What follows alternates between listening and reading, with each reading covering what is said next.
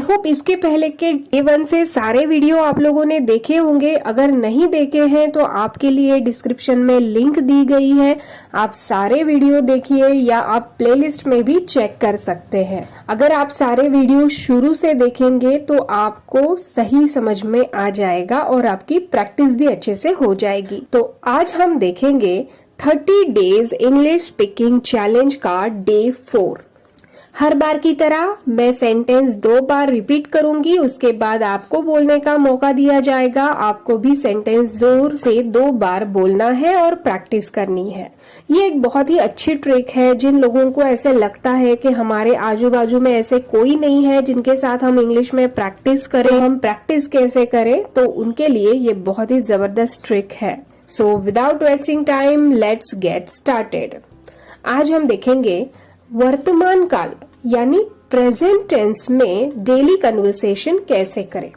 अंग्रेजी भाषा मतलब प्रेजेंट टेंस की क्रिया को 4 रूपों में बांटा गया है।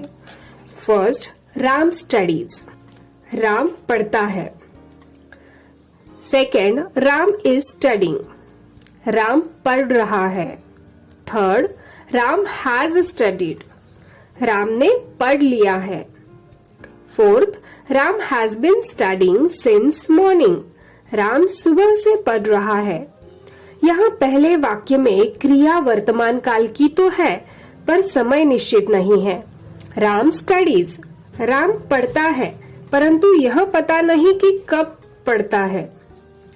दूसरे वाक्य में वर्तमान काल की क्रिया चल रही है, राम इज स्टडिंग, यानी राम इस समय पढ़ रहा है। तीसरे वाक्य में राम हैज स्टडीड, राम ने पढ़ लिया है, अर्थात क्रिया पूरी हो चुकी है पर उसे अधिक समय नहीं बीता। और चौथे भेद में Ram has been studying since morning, अर्थात क्रिया एक निश्चित समय से चल रही है। इन्हें क्रमशः present indefinite tense, present continuous tense और present perfect tense and present perfect continuous tense कहा जाता है। अब हम इसके कुछ एग्जाम्पल्स देखेंगे। डू डज का यूज करके कैसे कन्वर्सेशन करते हैं वो देखेंगे। उसके बाद एम इज आर से कैसे कन्वर्सेशन होते हैं। उसके बाद has have and then has been have been के कन्वर्सेशन आज हम यहाँ पे देखेंगे। तो आपको बहुत ही अच्छे से सब कुछ समझ में आ जाएगा।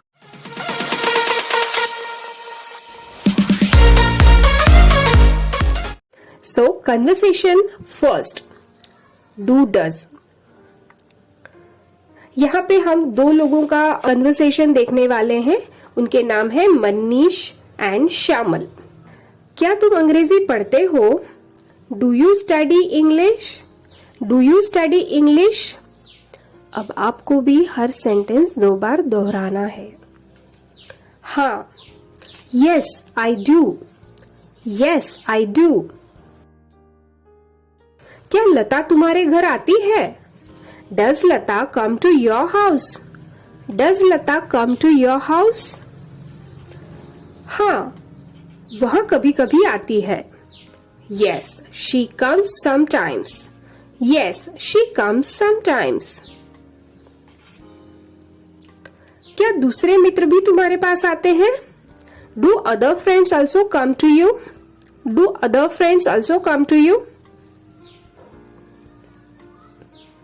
हाँ, वे भी आते हैं। Yes they do, yes they do. क्या तुम मुंबई रहते हो? Do you stay in Mumbai? Do you stay in Mumbai? नहीं, मैं कोलकाता रहता हूँ। No I stay in Kolkata, no I stay in Kolkata. Conversation 2, यहाँ पे हम एम इज आर का यूज देखेंगे। क्या यह पुस्तक तुम्हें चाहिए? Is this the book you are looking for? Is this a book you are looking for? हाँ, यह पुस्तक मुझे चाहिए। Yes this is it, yes this is it. क्या रीटा फिल्म देख रही है? Is Rita watching a movie? Is Rita watching a movie? नहीं, वह वीडियो गेम खेल रही है। No, she is playing a video game. No, she is playing a video game. क्या तुम अब बाजार नहीं जा रहे हो? Are you not going to market now? Are you not going to market now? नहीं. No, I'm not. No, I'm not. क्या तुम्हारे पिताजी सरकारी नौकरी करते हैं? Is your father in government service? Is your father in government service? नहीं, मेरे पिताजी व्यापारी है. No, he is a businessman. No, he is a businessman. क्या तुम्हारा भाई किसी परीक्षा की तैयारी कर रहा है? Is your brother preparing for some examination? Is your brother preparing for some examination? हाँ, वह IAS की तैयारी कर रहा है.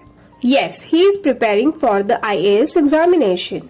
Yes, he is preparing for the IAS examination. Conversation 3.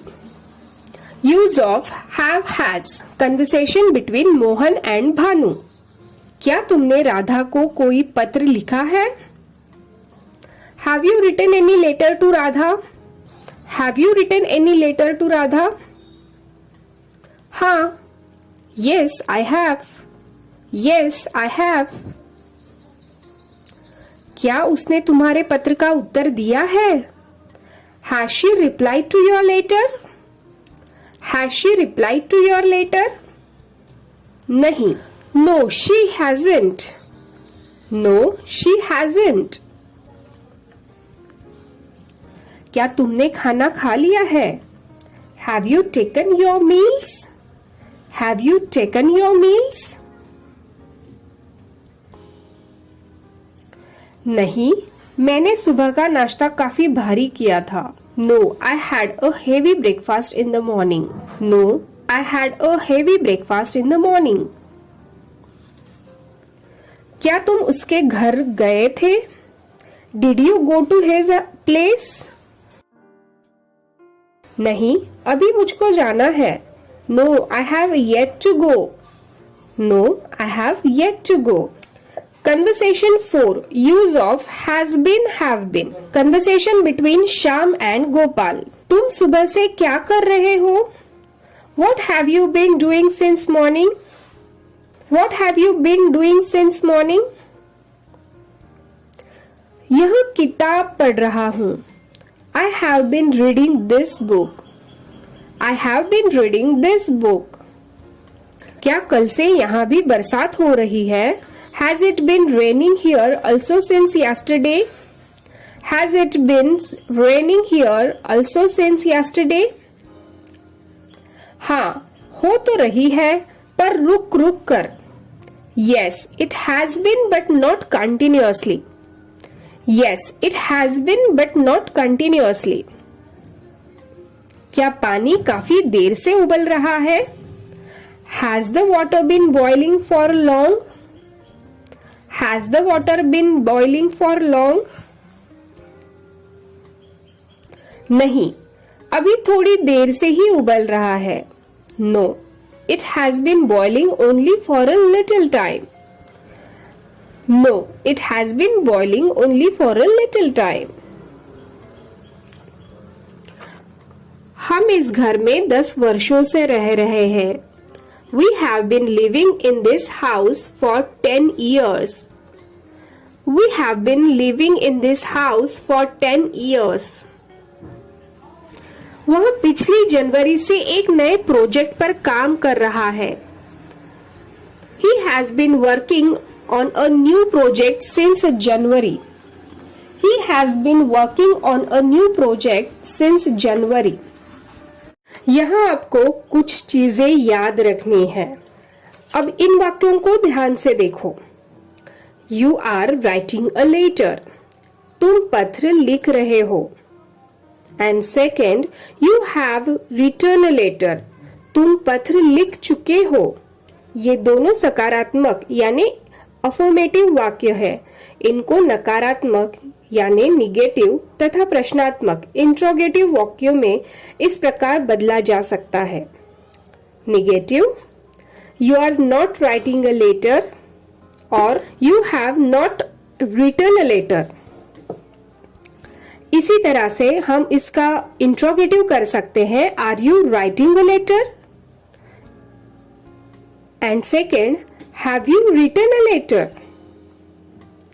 आपने देखा कि सकारात्मक वाक्यों को नकारात्मक वाक्य बनाने के लिए सहायक क्रिया यानी आर और हैव के बाद नॉट जोड़ना पड़ता है। इसी तरह प्रश्नात्मक वाक्यों में सहायक क्रियाएं आर वाक्य के शुरू में आ गई है। इससे हमने सीखा कि प्रेजेंट कंटिन्यूअस टेंस तथा प्रेजेंट परफेक्ट टेंस में सकारात्मक से नकारात्मक तथा प्रश्नात्मक वाक्य आसानी से बनाए जा सकते हैं। अब प्रेजेंट इंडेफिनाइट टेंस के उदाहरण लीजिए। यू राइट अ लेटर, तुम पत्र लिखते हो। And second, I read English, मैं अंग्रेजी पढ़ता हूं। अब इसके निगेटिव और इंट्रोगेटिव देखते हैं। सबसे पहले negative, you do not write a letter. And second, I do not read English. इसी तरह से इंट्रोगेटिव करते वक्त हम डू का प्रयोग करेंगे और सेंटेंस करेंगे, do you write a letter? And second, do I read English? इस टेंस में डू या डज जोड़ा जाता है, तभी नकारात्मक या प्रश्नात्मक वाक्य बनते हैं। डू का प्रयोग बहुवचन कर्ता के साथ और डज का प्रयोग एकवचन कर्ता के साथ होता है। आई तथा यू दोनों के साथ डू का ही प्रयोग होता है, डज का कभी नहीं होता। तो आई होप अब आप लोगों को अच्छी तरह से प्रेजेंट टेंस समझ में आ गया होगा। अगर आपको डिटेल्स में इसके रूल्स जानने हैं तो आप टेंस का वीडियो जरूर देखिए, उससे आपको बहुत सारी क्लियरिटीज आ जाएगी। चलिए तो मिलते हैं नेक्स्ट वीडियो में।